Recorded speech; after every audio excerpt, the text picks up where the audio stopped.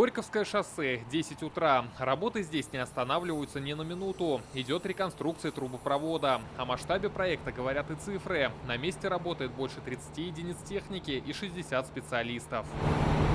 Так водоканал переводит казанцев на новые сети. Для этого нужно переврезать водопровод в 8 точках и установить запорно-регулирующую арматуру. После завершения трубы будут пролегать не под проезжей частью, а вдоль нее. И в случае аварии вскрывать дорожное полотно не придется. Эти водоводы на память 60-х годов.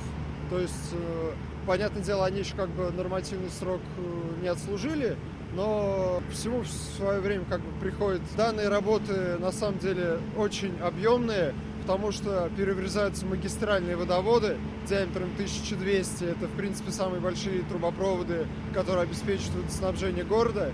На все 41 час. Настолько без воды остались жители Московского, Авиастроительного, Кировского и Новосавиновского районов. Из-за переподключения сетей на сухом пайке оказались примерно 500 000 казанцев.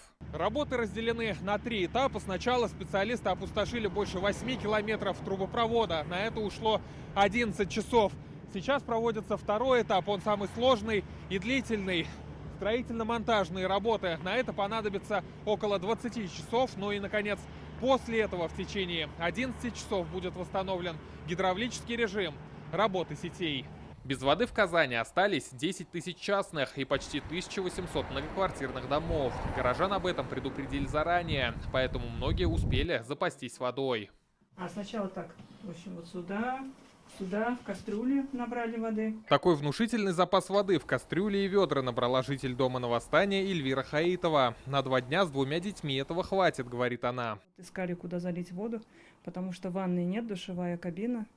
Поэтому все, что было, из серванта все достали. Основной расход воды – это вот именно коммуникации, то, что в ванной.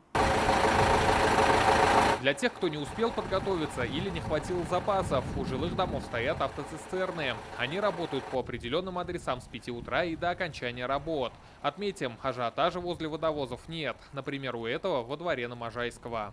6 кубов – это не первый объект. У меня был другой адрес. Сейчас с 10 до 3 это адрес.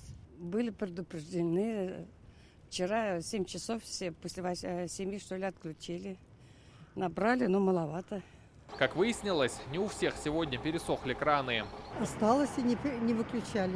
У нас часть районов и часть территорий работает на пониженном давлении. Это нормальное явление, просто связано с настройкой нами лучшего гидравлического режима. Если сейчас на данный момент у людей вода есть, то есть она останется. Без воды на выходные остались не только жилые дома, но и 870 социальных объектов, многие из которых сегодня не работают, например, детские сады. Школы же перевели на дистант, а в больнице воду завезли заранее. По словам рабочих, ремонт завершат к полудню воскресенья, и вода появится в кранах.